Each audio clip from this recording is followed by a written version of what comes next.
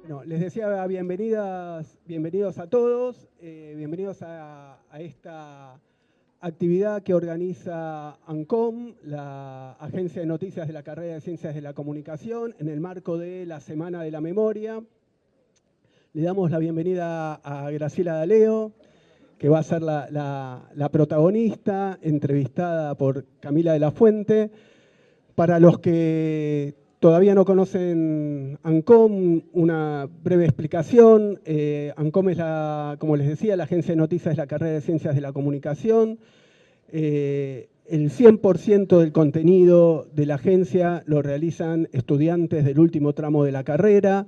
Es una agencia de noticias que tiene casi una década, que nació como una práctica preprofesional, pero que rápidamente se convirtió en un medio de comunicación, del cual estamos muy orgullosos y de que hoy nos sentimos con mucha responsabilidad en un contexto de total desmantelamiento de los medios públicos y de ausencia absoluta de políticas hacia los medios comunitarios. Creemos ahí nosotros que tenemos una gran responsabilidad en este momento y la asumimos con mucha energía, muchas ganas. Y les decía que ANCOM nació hace 10 años, el 24 de marzo del año que viene se van a cumplir 10 años, y nuestra primera nota fue una nota de Estela Carlotto y su nieto Guido, y eso nos marcó en el ADN. No es casualidad que hoy estemos invitando a Graciela y que estemos participando en la Semana de la Memoria. Los derechos humanos es una bandera y una agenda innegociable para nosotros, los juicios de lesa humanidad, todas las políticas de memoria, verdad y justicia, todas las denuncias de los intentos de destrucción de todas esas políticas, de las avanzadas negacionistas. Por eso creemos que también en este momento nuestra responsabilidad es muy grande. Nuestra agenda también incluye todo lo que es ampliación de derechos, lo que es conflictos laborales, lo que son culturas jóvenes y emergentes.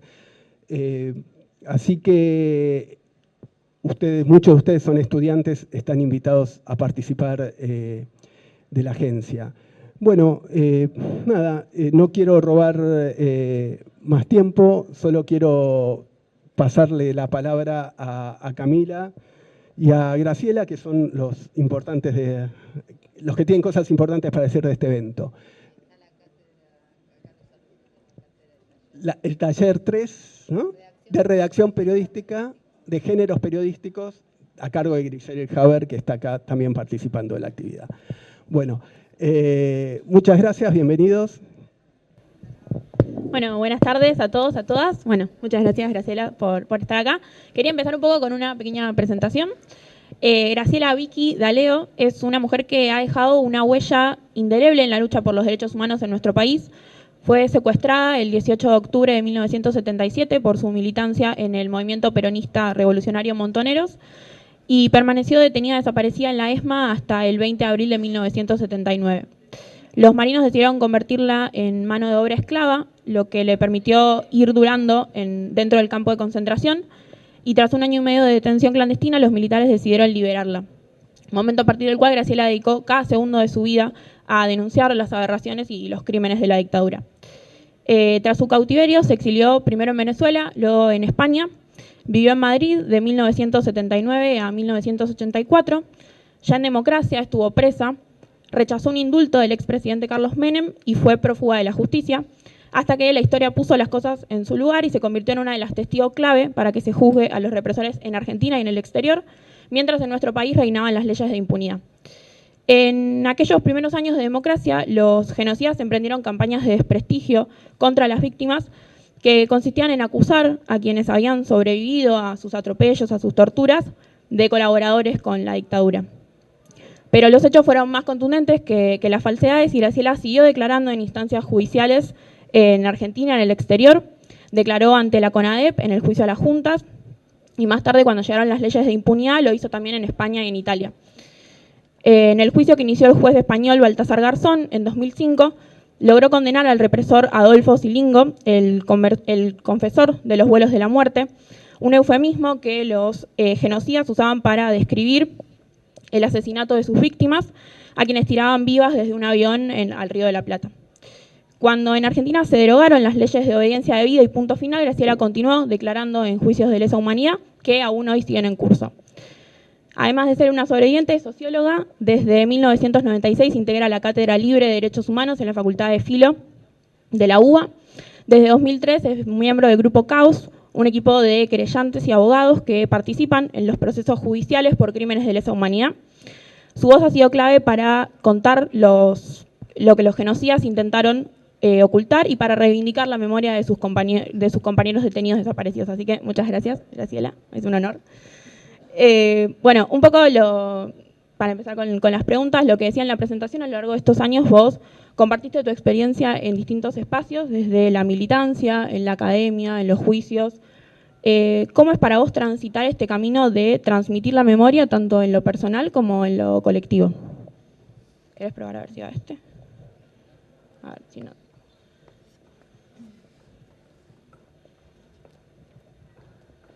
Bueno. ¿Va? Hola, ¿así? No. Hola. ¿Te paso este y lo compartimos?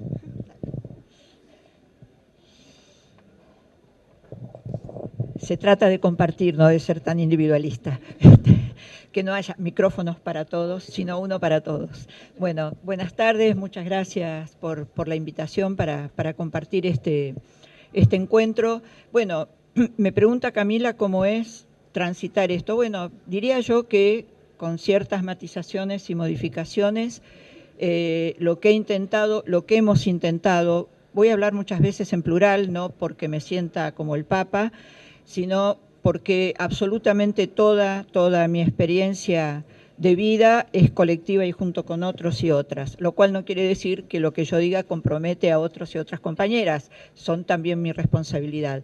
Pero diría que para muchos y muchas de nosotros, formar parte de esta etapa de la lucha es una continuidad de la militancia popular que abrazamos en distintos momentos, en el caso mío, en el ya lejanísimo siglo XX, en la década del 60, cuando la mayoría de los que están acá ni siquiera estaban en proyecto, pero diría que tiene ese sentido profundo, que de todos modos, y en eso voy a ser absolutamente sincera, es una misión, un deber, un deseo y un querer formar parte de esta lucha por la memoria, la verdad y la justicia, pero cuando empecé la militancia las aspiraciones eran mucho mayores. Las aspiraciones eran concretar una revolución que implicara la destrucción del capitalismo, así de ambiciosos eran los proyectos que abrazamos, la destrucción del capitalismo y la construcción de una sociedad socialista que era la que considerábamos como una forma de relación humana, de relación económica, de construcción social que iba a permitir superar el individualismo, el egoísmo, la explotación del hombre por el hombre, para usar los viejos términos de entonces.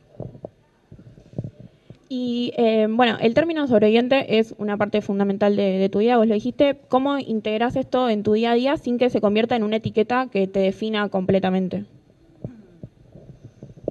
Bueno, es una buena pregunta, una buena forma de formular lo que decimos muchos y muchas de nosotros, que si bien somos sobrevivientes, somos también exdetenidos desaparecidos, son distintas formas, también a veces nos denominamos como liberados, pero ninguna de estos tres términos termina siendo una esencia, digamos. Nuestra esencia o mi esencia no es ser sobreviviente, exdetenida, desaparecida o liberada, pero sí es una parte constitutiva de mi condición de sujeto, de mi condición de persona. Es absolutamente innegable e imposible desconocer que haber atravesado la experiencia límite, que es estar sometida al conmorir, digamos, al conmorir cotidiano a lo largo del tiempo que estuve en cautiverio, no es algo que uno lo vivió y después pasa y no deja marca. Efectivamente, es una de las marcas más profundas que que Porto, digamos, como tan profunda, es otra marca, es así una hermosa marca, que es haber podido participar y por ahí seguir participando de proyectos de construcción colectiva. Pero esta condición, digamos, de haber atravesado ese periodo de tiempo en un campo de concentración, yo a veces lo suelo describir, digamos, como que el proyecto represivo, el proyecto genocida, tanto para quienes están detenidos, desaparecidos, para quienes fueron asesinados, como para quienes los represores, la dictadura decidió que quedáramos vivos, no fue una decisión nuestra, sino una decisión de la dictadura. En el caso de quienes ellos decidieron que sobreviviéramos, adentro de la ESMA más particularmente, todos los campos de concentración tuvieron cuestiones generales y comunes y también tuvieron particularidades. Una de las particularidades que podría señalar de lo que fue la implementación del plan genocida en la Escuela de Mecánica de la Armada, que incluyó, la compañera Camila decía que fui seleccionada y utilizada como mano de obra esclava, por ejemplo, es una de las particularidades que tuvo el cautiverio en la ESMA, no solo, pero con mucho peso en la ESMA, y esa utilización de prisioneros y prisioneras, de algunos que ellos seleccionaban a voluntad para ser utilizados como mano de obra esclava, también incluía o formaba parte de lo que ellos denominaban el proceso de recuperación. Recuperarnos para los valores occidentales y cristianos. Esta fórmula que ahora, en estos tiempos, ha tomado una nueva vigencia, era algo que había quedado como medio olvidado, pero ahora ha tomado una nueva vigencia, y más todavía cuando nos acabamos de enterar que en el Ministerio de Relaciones Exteriores han creado una subsecretaría, una dirección de culto y civilización. Escuchen esto, porque se derrumban las paredes cuando uno escucha semejante disparate. Pero bueno, en esta cuestión de operar sobre nosotros, de tratar de forzarnos a asumir eso que ellos denominaban los valores occidentales cristianos en ese proceso de recuperación, yo suelo describirlo como que el intento fue desarmarnos como si fuéramos un rompecabezas y volver a armarnos dentro de la lógica genocida. Sostengo, estoy segura y afirmo que no lo lograron, que no nos rearmaron, no me rearmaron a su gusto con esas piezas de rompecabezas, pero sí se quedaron con una pieza. De alguna manera con eso quiero graficar y materializar la imagen de qué es lo que continúa siendo en mí de haber atravesado esos tiempos, que tienen que ver no solamente con el cautiverio, con lo vivido y muerto en términos individuales, sino sobre todo con lo vivido y muerto en términos colectivos. Digamos, eso de compartir con muchas de las caras que ustedes ven acá, digamos, yo fui alumna de sociología, empecé a estudiar sociología cuando Socio estaba en la Facultad de Filosofía y Letras, y algunas de las caras que ustedes ven allí fueron compañeros, compañeras mías de Socio, compañeros y compañeras mías de militancia y también algunos de cautiverio. Y dentro de ese proceso de recuperación, ¿cómo recordás esos momentos en los que lograste desafiar el sistema desde adentro? Yo leía, por ejemplo, cuando escribiste esas palabras prohibidas en el baño de un restaurante. Bueno, yo diría que lo que predominaba durante el cautiverio era el terror y el miedo, digamos, y ese pequeño mínimo espacio de libertad al que está haciendo referencia Camila, que tiene que ver con esa oportunidad en que nos sacaron a varios prisioneros y prisioneras el día que terminó el Mundial 78 para que viéramos cómo celebraba el pueblo argentino, digamos, y yo, por ahí alguno de ustedes ya escuchó este hecho, pero de todos modos lo voy a repetir para que se entienda, digamos.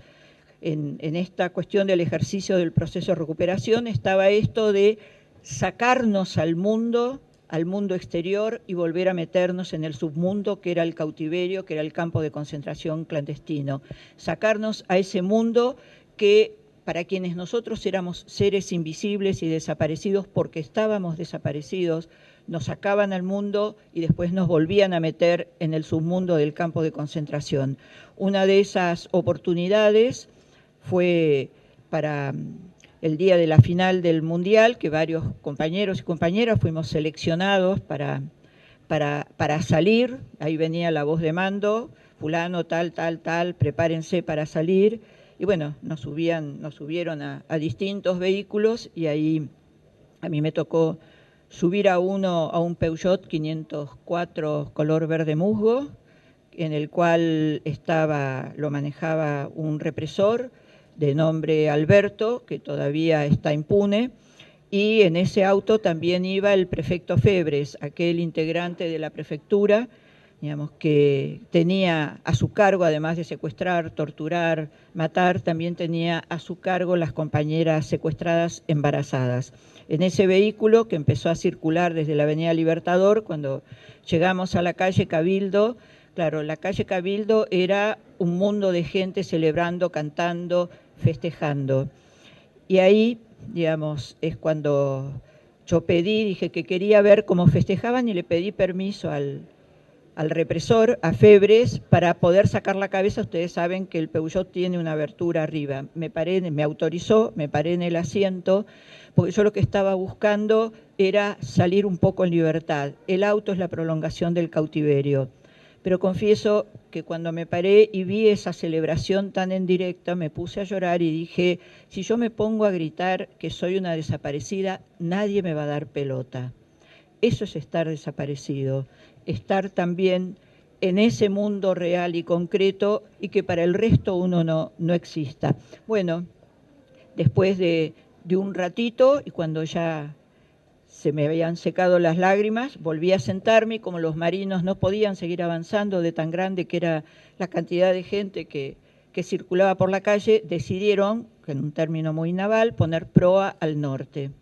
Y eso implicó que nos llevaran a una parrilla en la localidad de Martínez, una parrilla en la cual muchas veces yo había tenido citas con compañeros y compañeras, citas de militantes, y bueno, y ahí también entramos y era otro mundo, todo el mundo cantaba, celebraba, y nosotros teníamos que hacer lo mismo. Cuando digo nosotros, digo los prisioneros y las prisioneras cantábamos los cantitos del Mundial, que me los he olvidado todos, no casualmente, digamos, pero también los cantaban. Nos armaron una larga mesa y en esa mesa torturadores y torturados compartíamos como si fuéramos lo mismo. Y ahí es donde viene esto que les comentaba Camila, que en un momento, otra vez como cuando pedí sacar la cabeza de esa cárcel que era el auto, pedí permiso para ir al baño, fui al baño y cuando ya encerrada, digamos, en el baño, saqué el lápiz de labio, porque parte del proceso de recuperación era que las compañeras nos demostráramos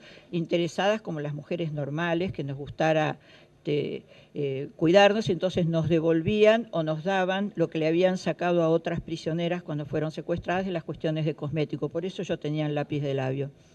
Y entonces ahí escribí en la pared del baño: vivan los montoneros, Macer asesino, milicos asesinos. Seguí escribiendo hasta que se me acabó el lápiz de labio y ahí salí, volví a ser la cautiva, pero esa sensación de libertad me duró segundos, porque cuando estaba, era tal la sensación de que ellos estaban en todas partes, porque estaban en todas partes, no era una sensación gratuita. Empecé a pensar, si se dan cuenta que si van al baño y se dan cuenta y ven que es el mismo color con el que yo tengo los labios pintados, y entonces se dan cuenta que yo escribí eso, y entonces mi proceso de todo este verso que yo estoy haciendo, de que estoy siendo recuperada, se va a ir al diablo. Bueno, porque la sensación era esa, esos momentos de libertad duraban segundos, pero de todos modos todavía hoy ese breve momento de libertad para mí sigue siendo esos pequeños e ínfimos gestos de resistencia que pudimos sostener incluso en las peores condiciones. Y me lo recuerdo a veces cuando en situaciones de malas condiciones como la que estamos viviendo hoy, digamos, digo, bueno, como pueblo hemos atravesado situaciones espantosas y hemos logrado salir con voluntad, con consecuencia, con lucha, con participación. Así que espero que esto que me alimenta en los momentos de mayor desaliento dure también para atravesar estos tiempos de Milei, no esperando que venga la solución, sino siendo colectivamente capaces de construir la impugnación a este sistema horrendo de crueldad que estamos viviendo hoy.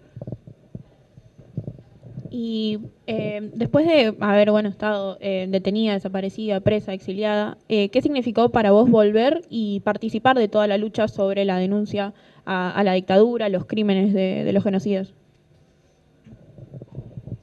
Bueno, en realidad, digamos, la cuestión de la denuncia, a veces cuando nos preguntan, digamos, cuándo empezaron los testimonios, yo suelo decir, en realidad, nosotras empezamos a construir los testimonios desde el mismo momento en que nos secuestraron. ¿Por qué digo esto? Porque tanto en los compañeros que sobrevivimos, a quienes nos dejaron vivos, como los compañeros desaparecidos, si hubo algo, estoy segura que eso alcanza al 100% de los compañeros, insisto, tanto desaparecidos como sobrevivientes, la voluntad fue, así como era una situación absolutamente dual. Yo pensaba, mañana me matan, dentro de un rato me matan, pero también pensaba que iba a vivir. Y en esa pensar que por ahí vivía, estuvo esa voluntad, por eso les decía del testimonio que se empieza a construir desde el mismo momento del secuestro, es empezar a tratar de atesorar toda la información que pudiéramos, un dato, un detalle, un nombre, un olor, una mínima mención para que en algún momento, si salíamos vivos, pudiéramos hacer dos cosas: denunciar a los crímenes de la dictadura y a los criminales y acercarle a los familiares, que en muchos casos eran nuestros propios familiares, acercarles lo que habíamos podido recoger y juntar de nuestros compañeros y compañeras que estaban cautivos y que no pudieron salir. Yo decía esto de uno empieza a construir el testimonio, a construir esto. Claro, les puedo asegurar que ni en la noche menos tenebrosa o menos pesimista de Capucha, yo imaginé que íbamos a llegar a una situación como no digo la actual de esto, sino que haya más de 1.100 represores que hayan sido juzgados y condenados, que haya 500 ahora que están cumpliendo condena. Es cierto, la mayoría, el 80%, están cumpliendo condena en sus domicilios, algunos están en penales, pero ni en las noches más esperanzadas de Capucha imaginé que íbamos a llegar a esto, pero sí estaba la voluntad de denunciar los crímenes y de recoger todo lo que pudiéramos para hacerle saber al mundo quiénes eran los criminales y quiénes eran los compañeros y compañeras victimizadas por el Estado terrorista. Precisamente, como mínimo ejemplo, a mí me secuestran en la estación de subte José María Moreno, que ahora se llama Acoite. Y en esa voluntad de que el mundo supiera, lo que yo empiezo a gritar cuando me dicen, cuando se me tiran encima, fue el teléfono de mis padres: avísenle, me están secuestrando, me van a matar. De alguna manera, esa expresión, digamos, y que eso lo han hecho tantos y tantas compañeras, digamos, pero creo que, bueno, no sé si te contesté la pregunta, yo suelo a veces derivar, el relato me lleva, o la vida vivida para transmitirla es la que me lleva para las respuestas. Bueno, pasando un poco ahora a hablar de perspectivas de presente, de futuro. El derecho es un terreno de lucha política. Vos siempre hablas de victorias transitorias, derrotas transitorias, procesos. Toda esta construcción de memoria se ve amenazada bajo el actual gobierno, que tiene una política de negacionismo, de reivindicación de la dictadura. Lo más reciente, por ejemplo, la visita de los diputados a los genocidas. A ver, yo diría que hay algo que sí, un término que venimos usando a lo largo de unos meses, que es negacionismo. Creo que ese término ya lo podemos dejar de lado, porque este gobierno, no solamente los funcionarios de gobierno, ese sistema de prensa, medios de comunicación, periodistas, empresarios, funcionarios públicos y no tan públicos, digamos, ya no podemos decir que son negacionistas, compañeras, compañeros, son directamente reivindicadores de la dictadura. La reivindican, no es que niegan, la reivindican, y reivindicándola dicen, nosotros estamos acá para hacer lo que quiso hacer y en gran parte hizo la dictadura genocida, solo que ahora, en lugar de desaparecer, de secuestrar y de torturar, la tenemos a Patricia Bullrich y su protocolo reprimiendo como reprimen en las calles, tenemos las políticas de hambre, de financiamiento, de despidos, de persecución, que todo eso existe, pero el proyecto es el mismo, y diría yo hasta perfeccionado con 30 años de experiencia, 40 años de experiencia posterior a la dictadura, y además que cuenta, no quiero quedar como ludita, que quiero destruir los telares como en los inicios de la Revolución Industrial, pero cuentan con la asistencia de la tecnología. La tecnología, como todos los instrumentos, no son neutros, no son inocentes, dependen de quienes los utilizan. Entonces, también tienen por lo menos dos elementos: la experiencia de estos 40 años en los cuales el pueblo argentino le demostró a las clases dominantes que a pesar de todo lo sufrido, a pesar de todo lo destruido durante la dictadura y en etapas anteriores, digamos, porque los intentos de las clases dominantes por domesticar a nuestro pueblo no se inauguraron el 24 de marzo, digamos, es tan histórico como el inicio de la humanidad. Si quieren me remonto a Espartaco, aunque Espartaco no estaba en América Latina, pero para pensar todo esto en términos de proceso, en términos de una historia de lucha permanente, bueno, y no voy a seguir, estoy acá en la Facultad de Ciencias Sociales, seguramente que la dialéctica y todo eso la conocen mucho mejor que yo, pero, bueno, ahora otra vez me perdí. Decía, bueno, la cuestión de la memoria yo diría que es la memoria, pero lo que está amenazada es la vida de nuestro pueblo, porque la memoria es constitutiva de la identidad. Precisamente la memoria y la identidad y la historia, compañeras, compañeros, es lo que nos permite pararnos en un territorio y decir venimos de acá y vamos para allá, reconocernos en una historia y además reconocernos sobre todo, y esto a veces no quiero ponerme en maestrita, digamos, pero a veces lo insisto mucho cuando charlo con compañeros más jóvenes que tuvieron el derecho, y diría hasta la suerte, de haber nacido durante gobiernos constitucionales, donde formas democráticas de gobierno y de relación social se fueron instalando. Digamos que todo esto, hubo momentos en que no fue así, y si cambió es porque luchamos para eso. Y esto además también nos enseña que aunque hayamos conseguido algunas conquistas, eso también se puede perder, porque la lucha es permanente, la lucha es continua. Yo diría que estos atentados contra la vida de nuestro pueblo, porque atentar contra la memoria, atentar contra la identidad, atentar contra el ejercicio legítimo de la justicia que establezca ese límite entre lo que los funcionarios, el Estado, el aparato del Estado no puede hacer, aunque como estamos en un sistema burgués, el monopolio de la fuerza lo tiene el Estado, pero que no puede hacer, diluir todo eso, atenta contra la vida actual y las posibilidades futuras de nuestro pueblo. Entonces, creo que esta amenaza, insisto, esta amenaza es sobre todo amenaza a la vida y diría más, no solamente está pasando en Argentina, está pasando en el mundo.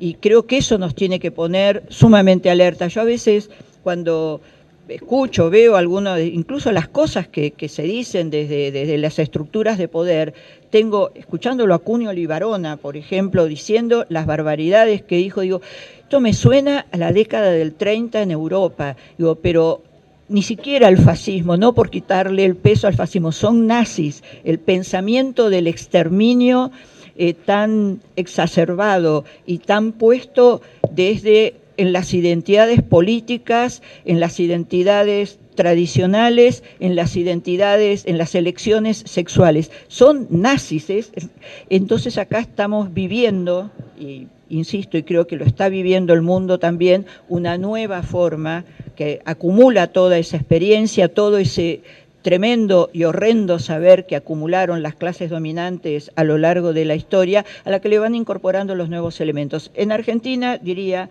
que también hacen una cruza con lo que fue el periodo post-1955, digamos, esta destrucción hasta de los elementos materiales que pueden ser útiles, pero que recuerdan a lo que fue el nefasto periodo, el oscuro periodo del peronismo, del kirchnerismo y hasta también del alfonsinismo. Esa destrucción me recuerda a mí, yo era muy piba, digamos, pero yo tenía 7 años cuando fue el golpe del 55 y yo me crié en un hogar no peronista, más bien mi papá era antiperonista, pero ese recuerdo de que los niños íbamos al Parque Avellaneda, y había un gran cartel que decía: en la nueva Argentina los únicos privilegiados son los niños, y eso lo firmaba Eva Perón, digamos, eso también lo sacaron del Parque Avellaneda. Estoy haciendo mención de cuestiones simbólicas que no son las absolutamente determinantes, pero sí como muestras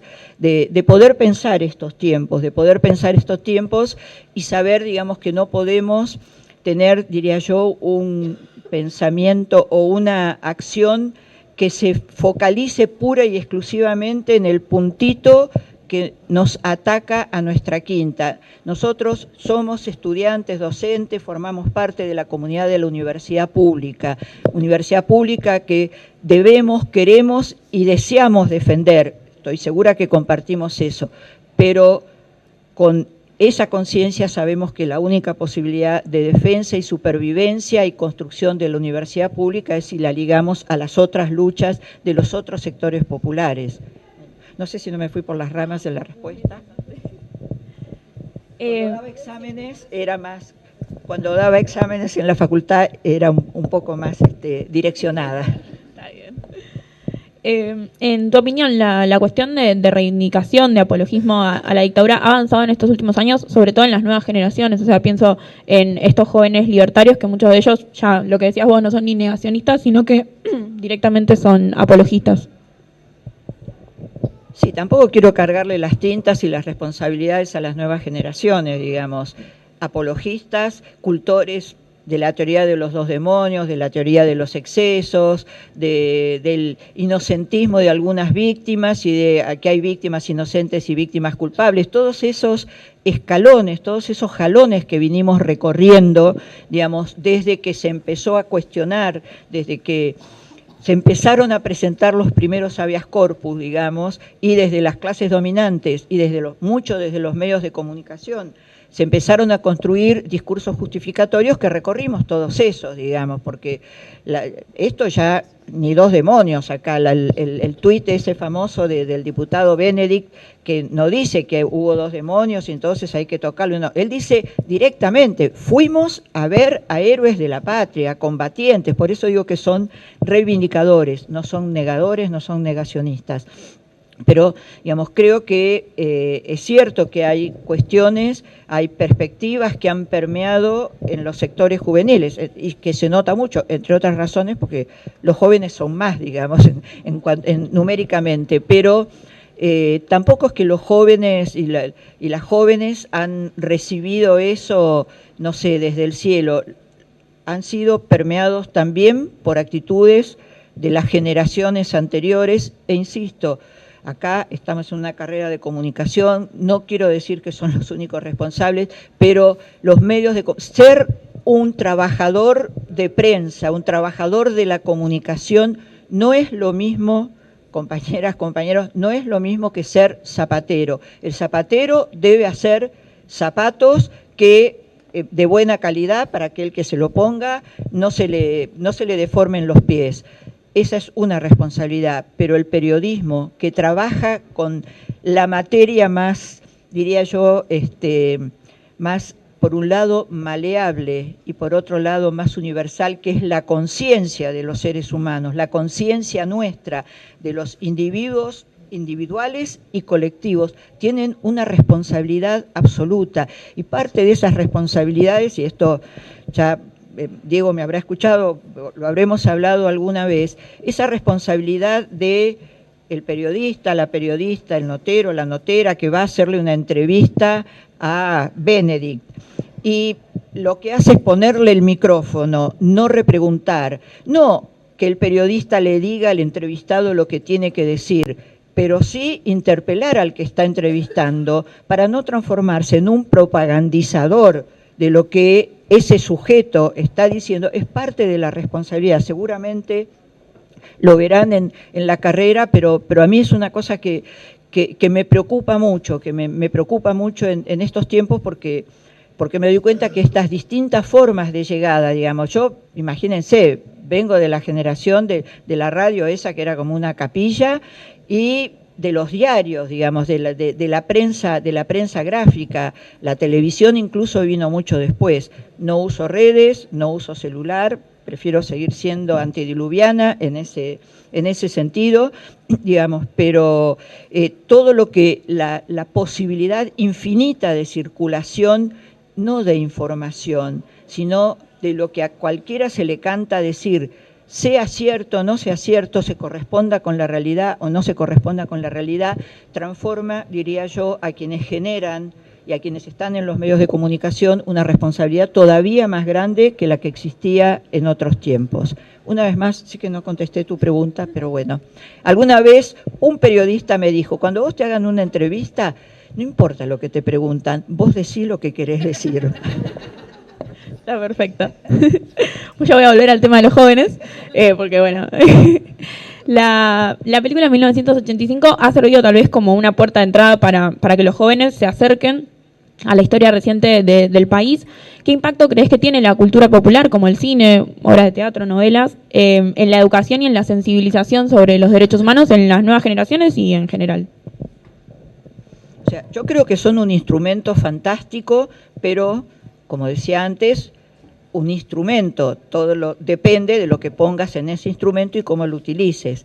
Mencionás la película 1985, y yo confieso que para mí todavía hoy sigue siendo como una gran incógnita, o que me hace pensar cómo son los vasos comunicantes de llegada de determinadas cuestiones, incluso tan diría yo, como tan significativas como lo que fue el juicio a los excomandantes. Yo siempre digo el juicio a los excomandantes, no a las juntas, porque si bien se inició como juicio a las juntas, terminó como juicio a los excomandantes. Si ustedes leen la sentencia, van a ver que los miembros de las juntas no fueron condenados por haber sido miembros de la junta, o sea, la conducción política del proceso, sino porque eran comandantes de armas.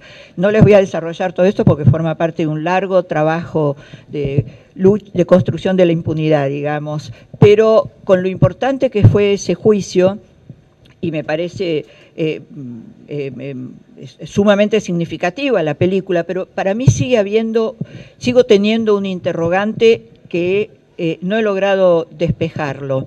Me pregunto por qué razón, y aunque lo celebremos, haya habido tantos jóvenes que fueron a ver la película. Yo la vi 4 veces la vi, porque después la vi en distintos ámbitos de debate y qué sé yo, pero me sorprendía ver cómo se conmovían, cómo aplaudían en determinados momentos, pero lo curioso es que, por ejemplo, los más grandes aplausos se los llevó Ricardo Darín haciendo de Estracera cuando dijo nunca más, y no se los llevó cuando al final de la película aparece no la actriz, sino Adriana Calvo terminando su testimonio.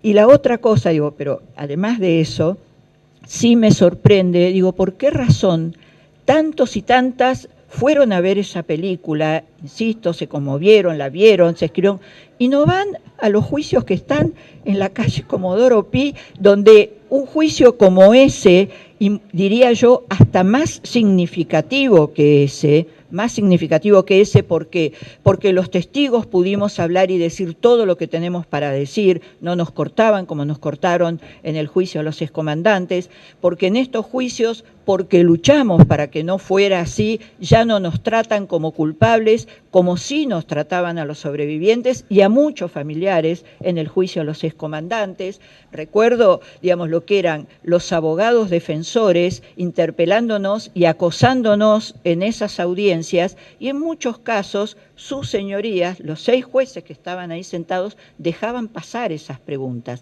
Pero más allá de eso, me sigo preguntando, bienvenidos los que fueron a ver la película, por ahí se enteraron de que hubo un juicio, se emocionaron, aplaudieron, aunque fuera Darín y Estracera, digamos. Darín Estracera y no me acuerdo el otro. Ahí está, exactamente.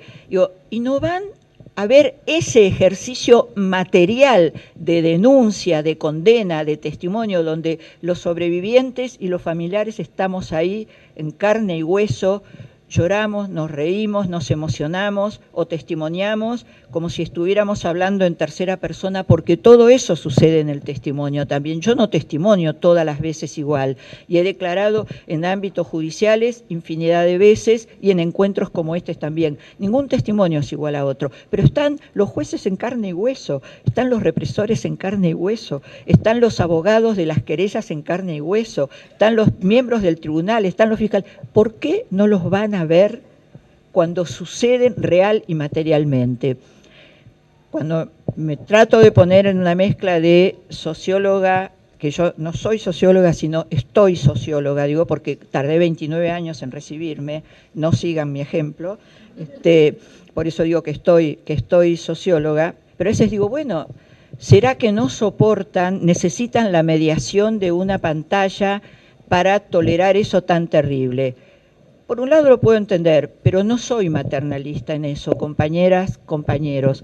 Al dolor de los otros hay que palparlo y sentirlo como propio. Si solamente los vemos en las películas o en TikTok o en la pantallita del celular, hay una lejanía y una falta de identificación que creo que es lo que a veces falta, esa cuestión que tiene que ver con la sensibilidad, eso con ese viejo y siempre nuevo mensaje maravilloso del Che y también de Jesucristo, en el cual tantos de nosotros y nosotras nos formamos. Sentir el dolor del otro como propio.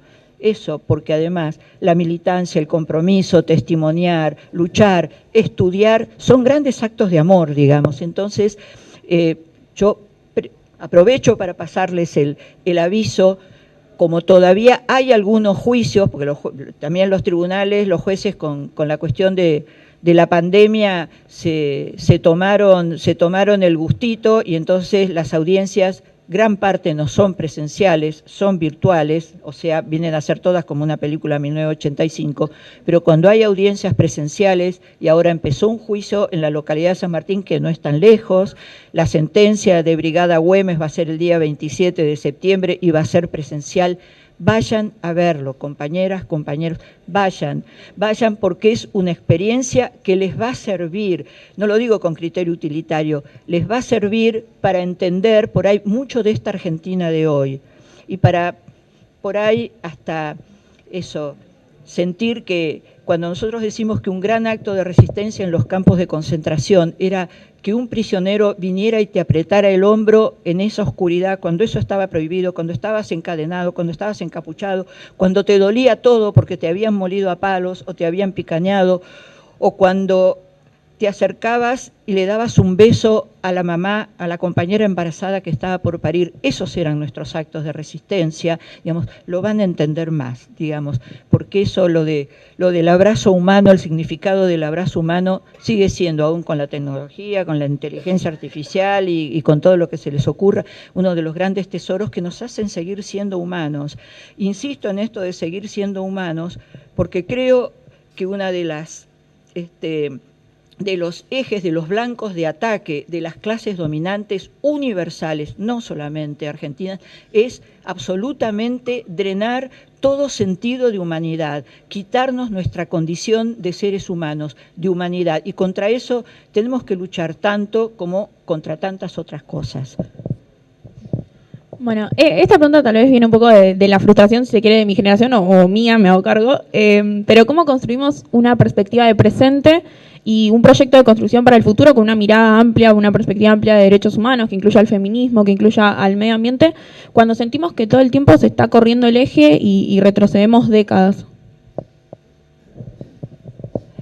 Mira, yo sé que siempre en todos los encuentros finalmente termina, bueno, ¿y qué hacemos ahora? Yo digo, mira, si supiera qué es lo que hay que hacer estrictamente, lo estaría haciendo y no me siento autorizada a decir tampoco qué es lo que tienen que hacer otros como gran mandato. Traté de compartir una experiencia. En cómo me planteás la pregunta, y yo le decía, compañeros, compañeras, nunca está todo servido. Las construcciones exigen esfuerzo, exigen compromiso, exigen muchas veces dejar de lado el yo hago lo que me gusta o lo que se me canta, este es mi deseo, y ponerse a pensar en clave colectiva.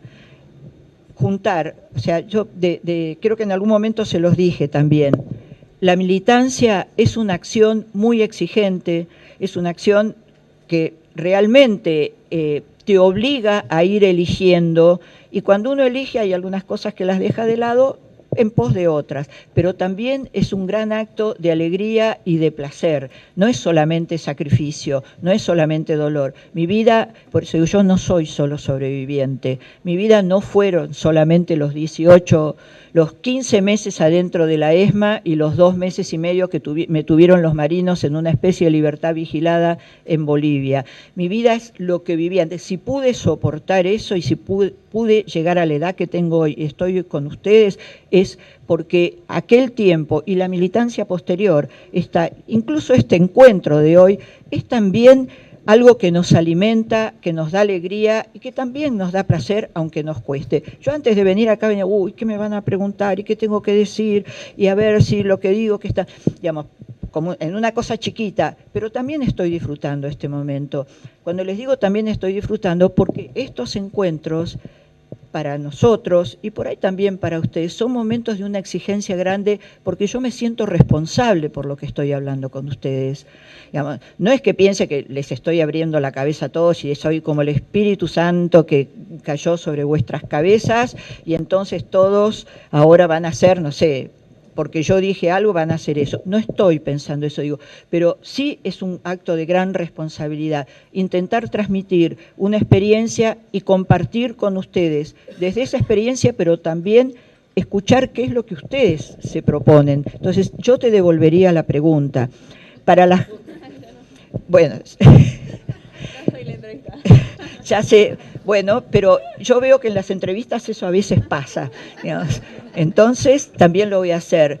Te pregunto a vos y le pregunto acá a los compañeros, compañeras, estudiantes avanzados, algunos amigas y compañeras que vinieron acá a acompañarme para que no sienta que me he lanzado a este mundo juvenil y que quién sabe qué va a pasar conmigo. Les pregunto, bueno, ¿cómo piensan ustedes?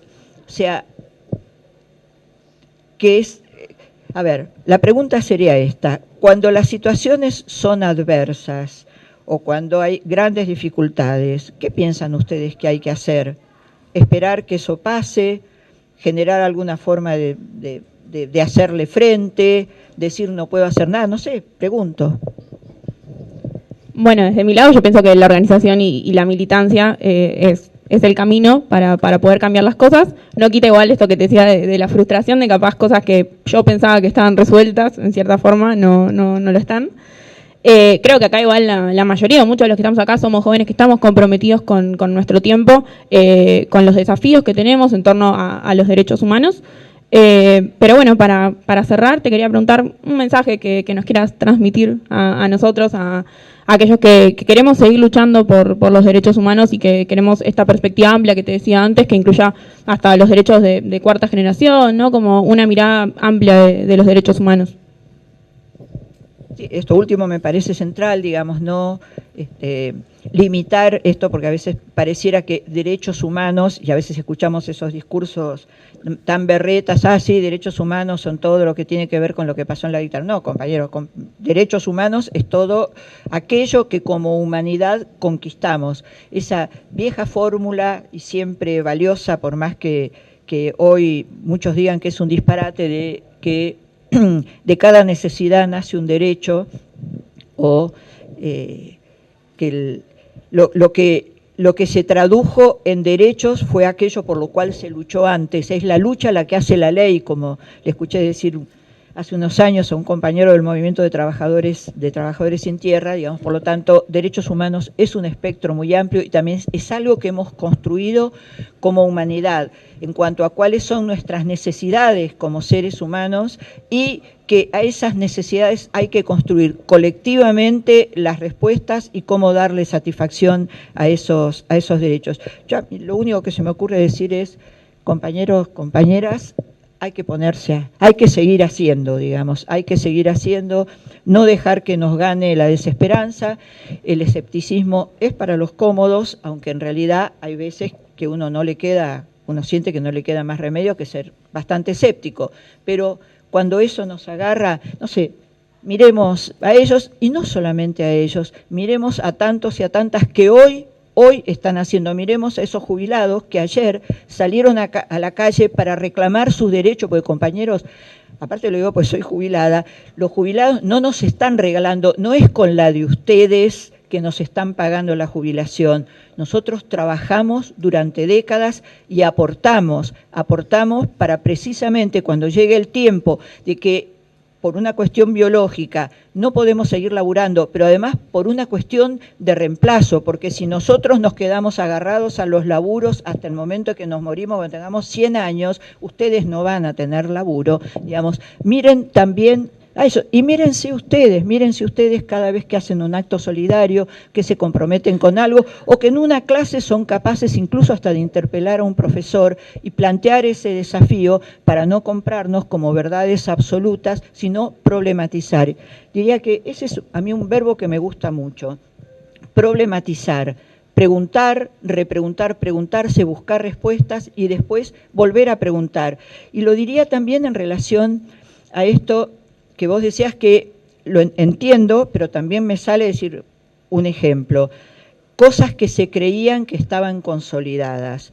Yo entiendo que hasta yo, que vengo de otra experiencia, una experiencia de haber vivido dictaduras y que después venían momentitos de gobiernos constitucionales, hubo un momento que dije, bueno, hay cosas que por ahí duran.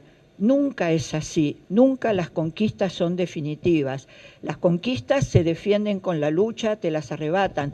A ver, pensemos, no sé, 1955, la clase trabajadora argentina había conseguido un montón de conquistas y un gobierno, que en este caso fue el gobierno de Perón, había dado respuesta a esas exigencias. Había hasta una constitución, la del 49, que consagraba los derechos sociales y el derecho de los trabajadores a la participación en las ganancias de las empresas.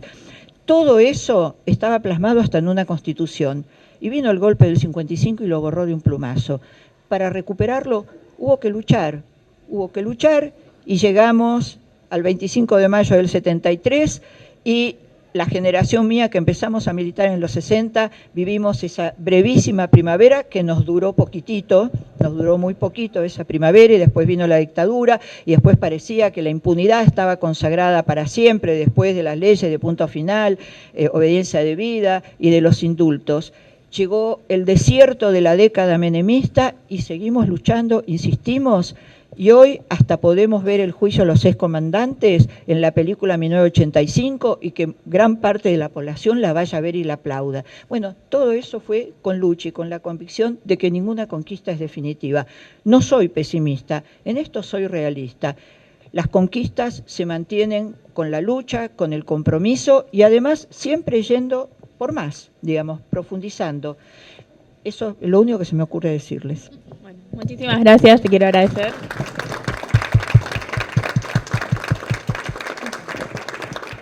Ahora, bueno, no sé si vamos a tener preguntas. ¿Tenés un ratito más para abrir a 2 o 3 preguntas? Sí. Bueno, quizás alguien por ahí quiere antes de las preguntas. Llegó la directora de la carrera de múltiples actividades. Ahora me voy a moderar un poco. Le damos esa tarea. Muchas gracias. Hola, Comer. ¿Cómo estás? No, breve. Primero, bueno, hola a todas las profes, los profes y a ustedes, jóvenes estudiantes. Primero, disculpas porque tuve un ratito al principio, me fui, volví, porque en esto que es la Semana de la Memoria estamos con dos actividades paralelas. Vengo del aula, de otro aula en el primer piso, donde estamos también con una charla sobre las megas causas Pozo de Banfield y Pozo de Quilmes, pero también con una perspectiva diferencial sobre las violencias de género, ¿no? O las violencias de género en el terrorismo de Estado como un tipo de violencia diferencial. Digo, vengo de ahí y ahora a saludarte y agradecerte. Nada, y simplemente remarcar que, y felicitar a ANCOM por la producción de la entrevista, que seguramente le vamos a leer, ¿no? Vamos a leerla. No, no sé qué dicen los editores. Sí, vamos a leerla para...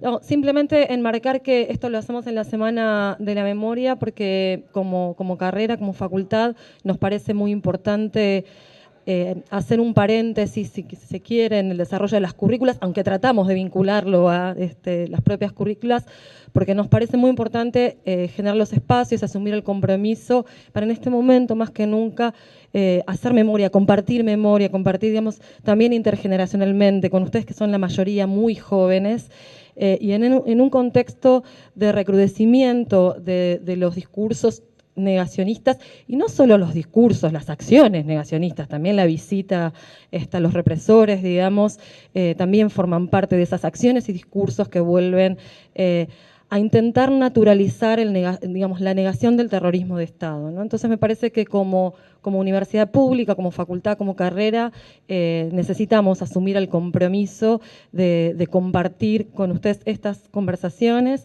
para, bueno, seguir haciendo memoria y de alguna manera resistir estos intentos por naturalizar lo que significó las violencias propias de la última dictadura cívico-militar y el terrorismo de Estado. Así que, nada, simplemente... quería ser explícita, no solo el agradecimiento a Graciela, a ANCOM, a los compañeros de la cátedra del taller de redacción y géneros periodísticos a cargo de Grisel El Haber y todo el equipo docente que hay parte del equipo aquí, sino remarcar que esto se enmarca en una política institucional y en un compromiso político que hoy tenemos como carrera, como facultad y como universidad pública. Así que simplemente eso. Las preguntas ahora, si quieren. Y las disculpas nuevamente por esto, las corridas.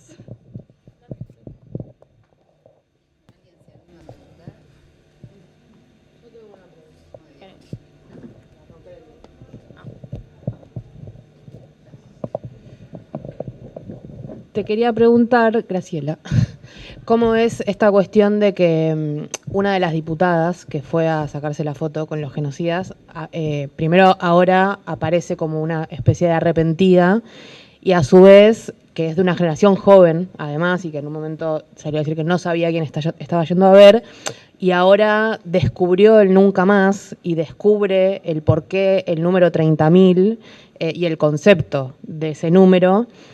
¿Cómo lees un poco esta cuestión del hacer y desdecir, ¿no? Desde una diputada joven, que aparentemente no está formada para ese cargo, pero como ese rol, ¿no? De ir a hacer una cosa y empezar a desdecirse cuando la sociedad o los medios o una generación empieza a cuestionar esa acción, digamos.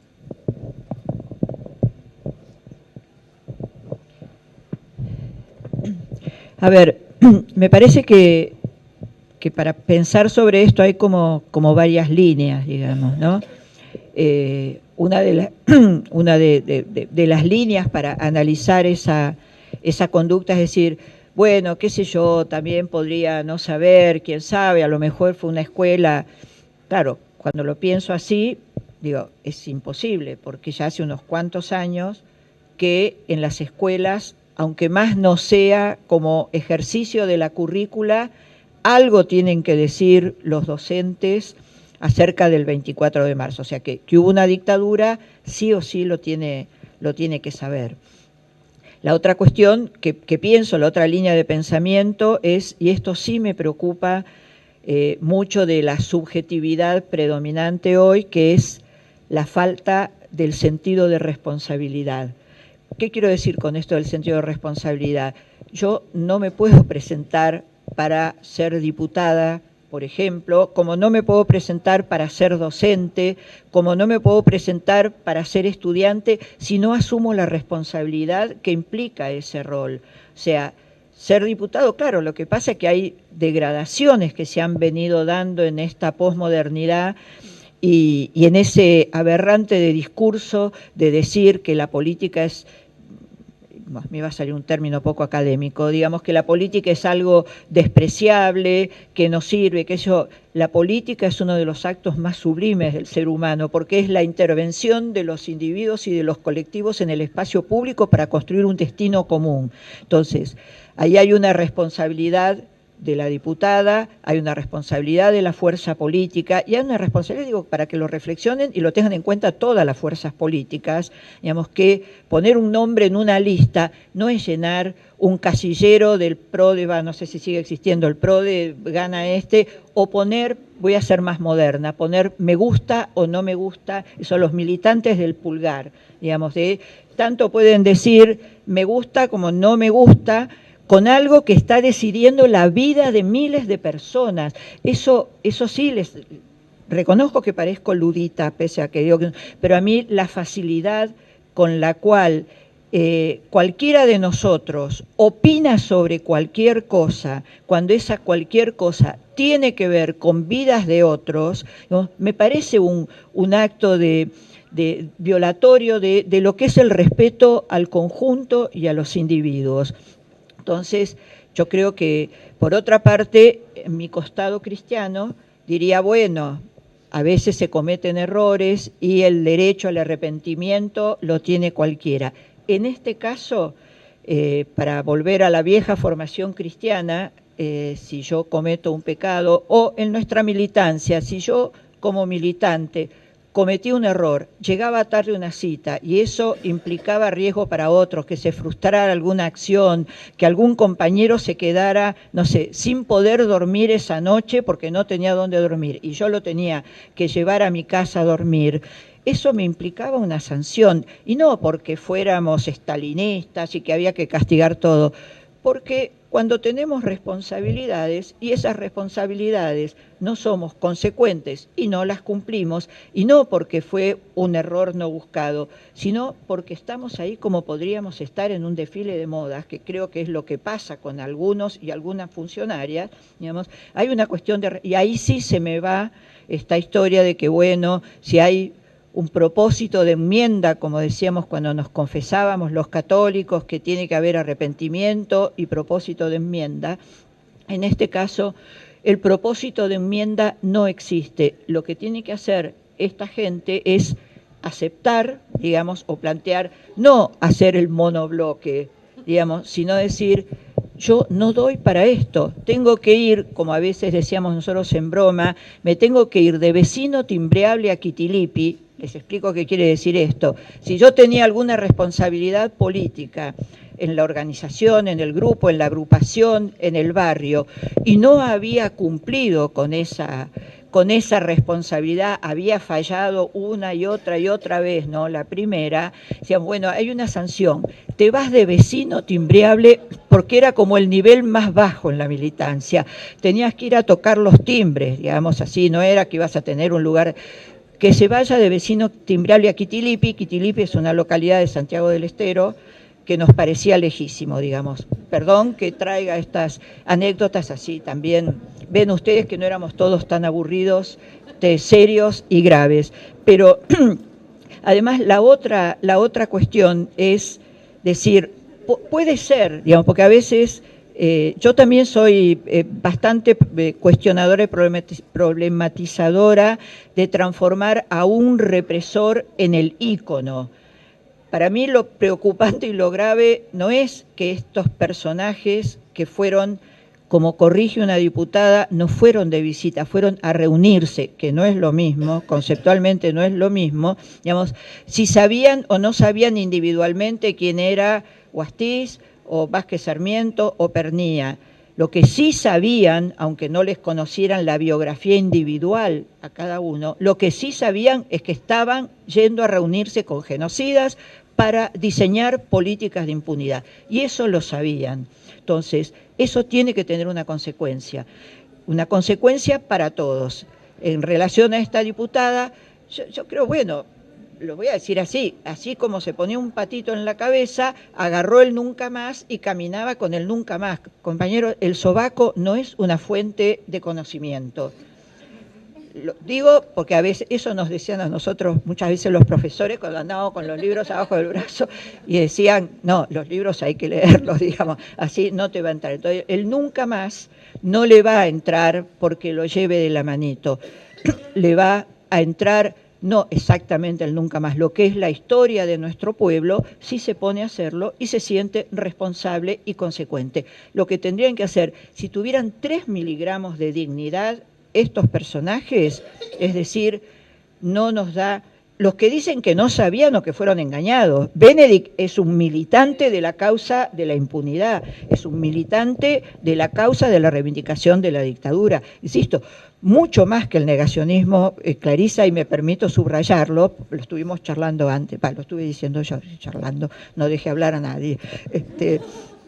Pero insisto, creo que también esa actitud forma parte de esta cultura posmoderna que da tanto para un barrido como para un fregado. Entonces, hoy puedo ser diputado, mañana puedo, no sé, dedicarme a cultivar plantas en la terraza de la Casa de Gobierno y voy a estar siempre reclamando un lugar de representación y de reconocimiento que no me corresponde. Si alguno de quienes estamos acá queremos el día de mañana o hoy mismo asumir un cargo, bueno, tenemos que saber que asumir ese cargo implica una responsabilidad e implica que algunas cosas tengo que conocer. Después muchas las vamos a aprender en el camino, digamos, todos nosotros aprendemos en el camino. Pero esta cuestión, insisto, de ver lo que es la gestión pública, como poner me gusta o no me gusta en la pantalla, que creo que es lo que también sucede en muchos casos con los votos, digamos, esos discursos que no es a los jóvenes, yo escucho a mis vecinos del edificio en el que vivo, que tienen, bueno, yo no bajo el promedio de edad del edificio porque más o menos tenemos unas cuantas décadas encima, decir, bueno, yo lo voté porque quería un cambio. Para mí eso es también de la militancia del dedo del me gusta o no me gusta, digamos, esa bueno, no sé si, como de costumbre, la respuesta fue larguísima, Natalia.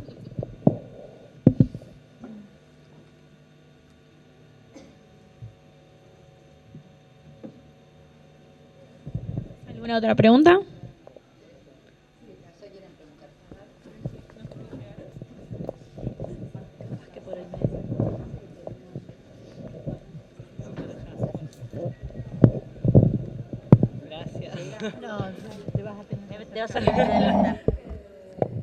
Hola. ¿Cómo estás? Yo siempre que pienso en los desaparecidos, también me pasa con los veteranos de Malvinas, pienso cuando la patria te abandona, ¿cómo la perdonás? O sea, ¿qué fue lo que te llamó a decir, bueno, vuelvo a Argentina y vuelvo a luchar para mejorar mi país? Porque yo siento que debe ser durísimo.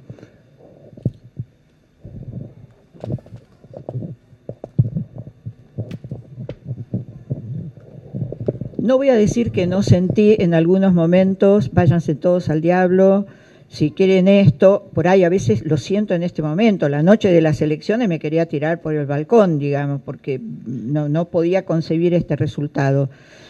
Eso lo tengo en los momentos de desesperanza, de bronca y de dolor, porque tampoco soy blindada, ni siempre estoy tal como prescribe el decálogo del buen militante, digamos. Pero diría que yo volví 2 veces, digamos, yo volví de España, del exilio en la época de la dictadura, donde estuve en la época de la dictadura, cuando volví en el 84, pero después cuando rechacé el indulto me reabrieron la causa y volvieron a pedir la captura mía, o sea, hubiera vuelto a la cárcel, entonces como dijo la compañera, estuve prófuga, me fui a Uruguay. Y la verdad que esos 5 años que yo viví en Uruguay, si bien al principio lloré muchísimo, porque era una especie de marciana, imagínense ustedes, en el año 91, gobierno constitucional con Menem, ¿qué hacía una refugiada? Digamos, ni los uruguayos lo entendían, siendo como son tan críticos, por no decir antiperonistas, digamos, porque para el uruguayo el peronismo es algo así como el cuco, ahora no sé, pero lo eran aquellos años, digamos.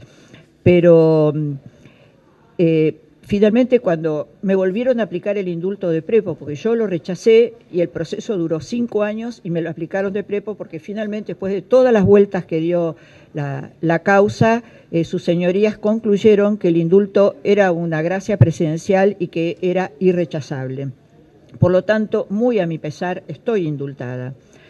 Pero dudé si volver o no, porque la verdad que esos 5 años, mientras acá sufrían el menemismo más explícito, año 90 al 95, yo vivía en Uruguay, donde si bien gobernaba un presidente neoliberal, como Lacalle, el padre del Cuquito de ahora, existía el Frente Amplio, existía una izquierda que se reconocía, los tupamaros y las organizaciones, el Partido por la Victoria del Pueblo, que habían sido organizaciones revolucionarias que fueron perseguidas, encarceladas, secuestradas, torturadas, andaban por la calle y tenían reconocimiento, no era como acá, que era mala palabra decir yo milité antes del golpe.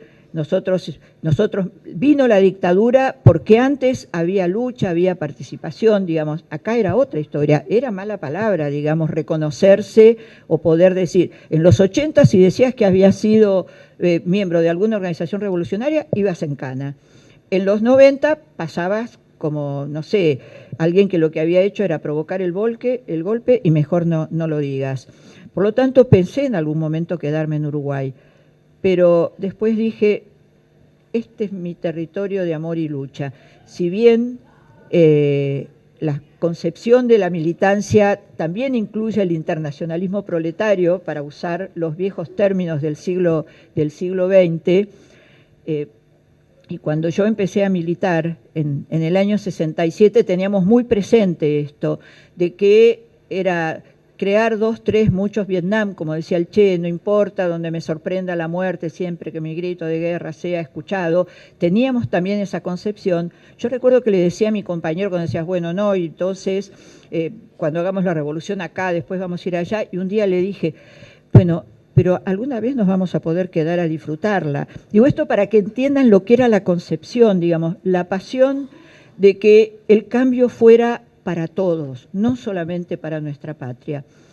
Pero bueno, también uno tiene sentido local y dije, Argentina es mi territorio de amor y lucha, voy a volver. Me costó volver a querenciarme y reconozco que a veces cuando acá suceden cosas que no me gustan, digo, pero ¿por qué? Yo soy reincidente, no sé de qué me quejo. Bueno, de todos modos en Uruguay no está muy bien tampoco, pero tiene que ver con eso, digo, tiene que ver con la cuestión de la identidad, tiene que ver con eso, con lo que fuiste construyendo y mamando, y aún con lo dura que es la vida en nuestra patria, digamos, también a mí me ha dado mucho. Y sobre todo porque, si bien por suerte ahora tengo gente querida en muchas partes del mundo, o sea, gran parte de mi historia y de mi amorosa historia está acá en Argentina. ¿Hacemos una más y cerramos? ¿Alguien?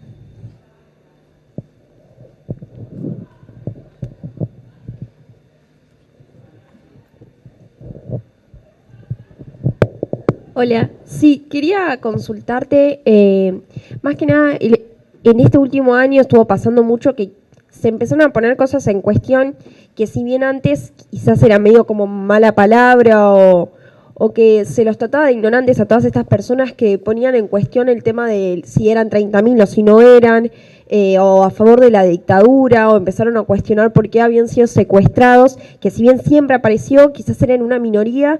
Y en estos últimos 2 años, más que nada en estas últimas elecciones con esta nueva presidencia, empezaron a aparecer cada vez más.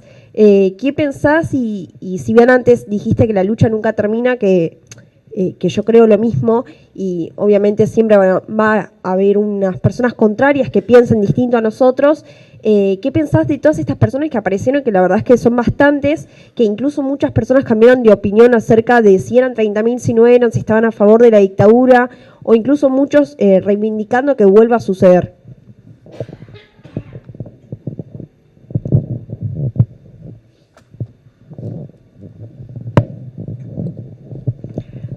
Bueno, creo que algunas cosas dije a lo largo de esta desorganizada entrevista, que no sé cómo era la agencia para organizar y transmitir algo. Algo dije en relación a esto, pero a ver, yo insisto, creo que las batallas, no quiero usar términos tan guerreros, digamos, pero pensemos en eso. Las batallas nunca se ganan definitivamente, no es como la batalla de San Lorenzo, que bueno, terminó, hemos batido al enemigo, como dijo Cabral, se terminó, Dios. Después hubo que seguir luchando también para la independencia. A ver, de las personas individuales, en algunos casos, digo, son unos pobres tipos, son ignorantes, digo, creo que son, en otros casos lo que pesa es el individualismo y el egoísmo.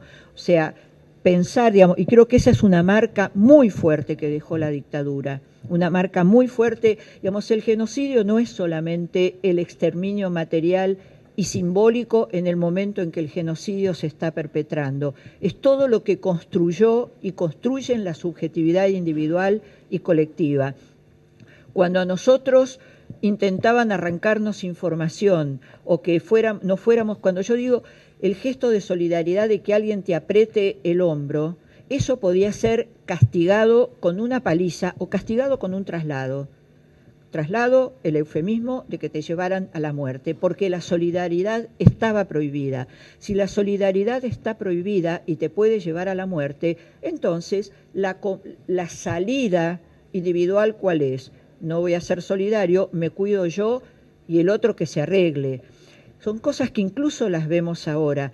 Cuando escuchamos a un funcionario Kravets decir que darle un plato de sopa caliente a alguien que está en situación de calle es acostumbrarlo a la comodidad, o no me acuerdo quién dijo que los que duermen en los cajeros automáticos lo que quieren es un monoambiente, eso te habla de que en el sujeto, en los individuos y en los colectivos hay una pulsión permanente. No me quiero poner en psicóloga, pero esa pulsión donde en nuestro interior individual y colectivo luchan permanentemente el sentido de generosidad, de fraternidad hacia el otro y el egoísmo de todo para mí, eso forma parte de la lucha perpetua. Y en muchos de los que hoy van, que por ahí hace 5 años no lo decían, o hace 8 años no lo decían, y a lo mejor fueron a una marcha del 24 de marzo, y hoy dicen,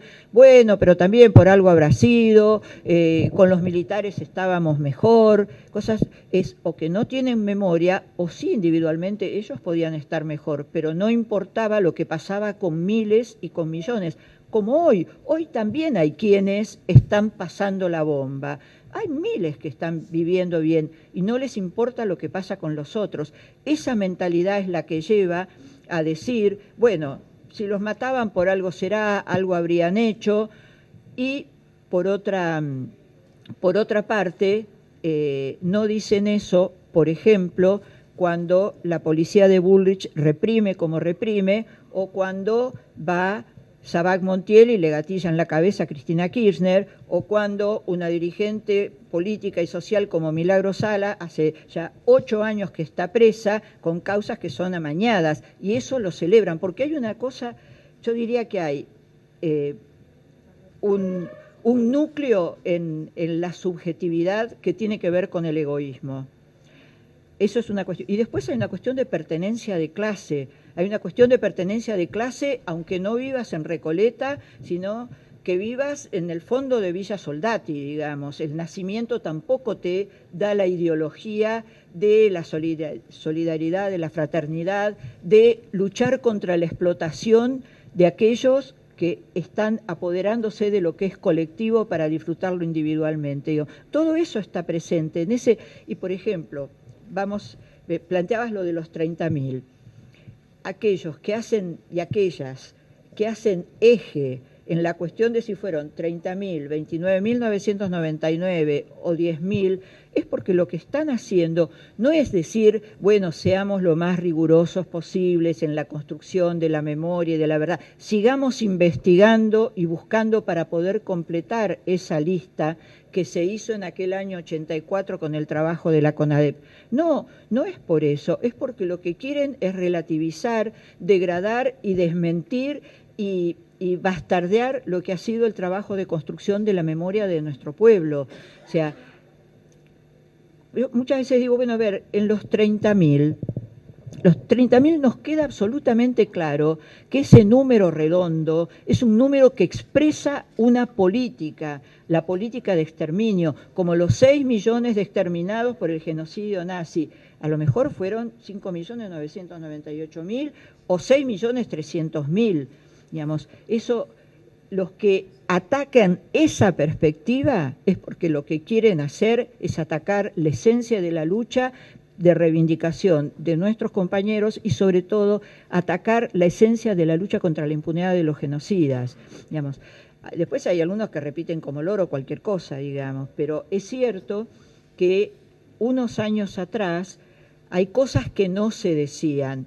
Nuestro interrogante, y acá vuelvo a quienes trabajamos y pensamos mucho en estas temáticas, y por ahí también a muchos más, decíamos, acá debe haber algo larvado que no aparece, porque decíamos, pero ¿por qué en Chile hay cosas, barbaridades que dicen, en Uruguay hay barbaridades que se dicen, en Brasil y acá no? Bueno, es cierto que acá nos dimos un trabajo muy profundo, pero por ahí puede haber algo larvado que en algún momento aparece. Bueno, efectivamente en este momento apareció, se alinearon los elementos químicos y vino un precipitador que se llama Milei, por poner simbólico, y abrió la caja de Pandora, pero adentro de la caja de Pandora había esto. Lo que pasa es que creo que hubo también una cuestión que también me parece que es necesaria. Mientras fuimos construyendo y cimentando estas políticas de memoria, verdad y justicia, por sintetizarlo, digamos, es mucho más que eso, nosotros decíamos, hay que ir todavía más allá, pero también disfrutemos lo que conseguimos, porque si no, siempre vamos a estar diciendo, bueno, no sirve, no alcanza, en algún momento va a aparecer alguno que reivindique a Videla.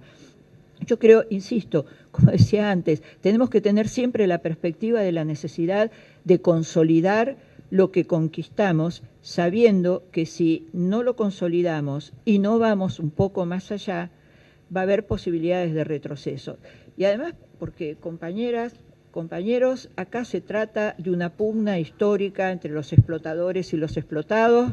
Uso los viejos términos del siglo XX y del siglo V antes de Cristo.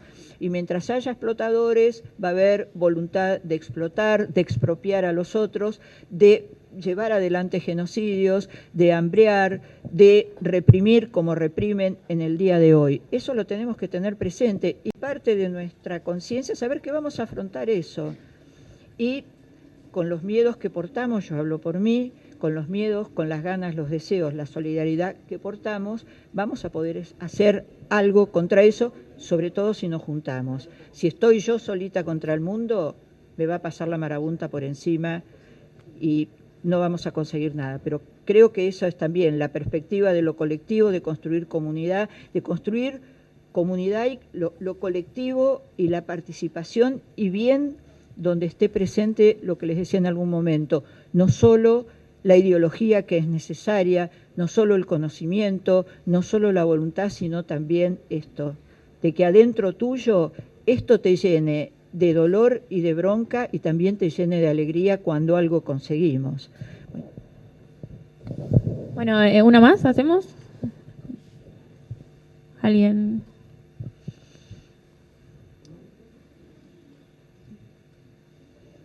¿Estamos? ¿Cerramos acá? Bueno, muchísimas gracias, Graciela, te volvemos a aplaudir.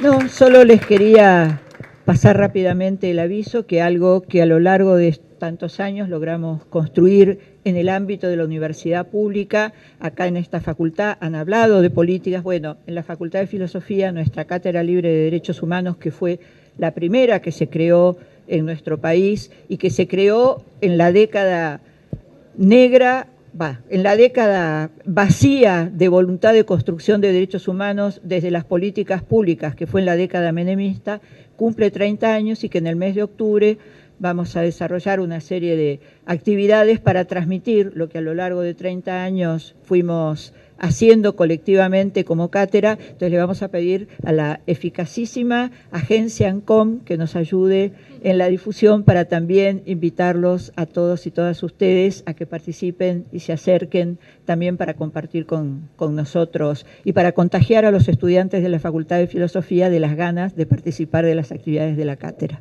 Así que, bueno, otra vez muchísimas gracias. Espero, bueno, que este momento que hemos compartido, que como yo les decía, para mí es un desafío y también es una alegría poder compartirlo. Y digo es un desafío porque uno también, como cuando vamos a dar examen, ¿no? Para mí cada uno de estos encuentros es un momento de encuentro, pero es también como un examen donde el aprobado, el reprobado, lo pondrán ustedes y a veces me lo pongo yo también, porque también soy como muy exigente, pero que este haya sido un encuentro que también para ustedes tenga algún sentido. Así que muchas gracias. Bueno, yo quería agradecerte, Graciela, pero agradecerte no solo por este momento, ¿no? Quiero agradecerte tu responsabilidad social, colectiva, tu valentía, tu entereza.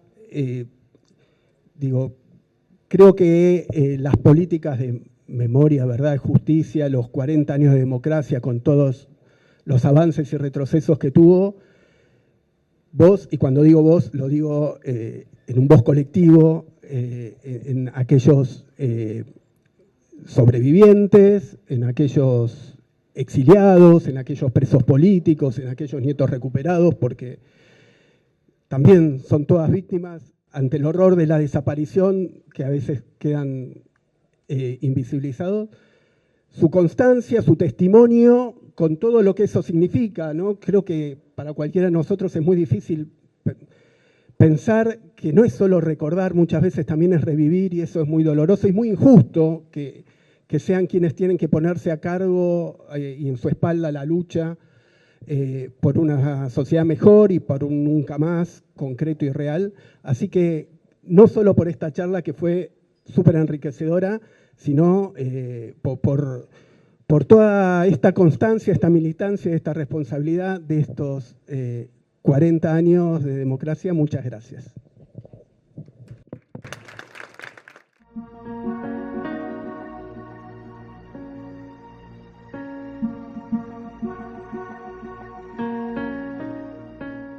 Bueno, les decía bienvenidos a todos.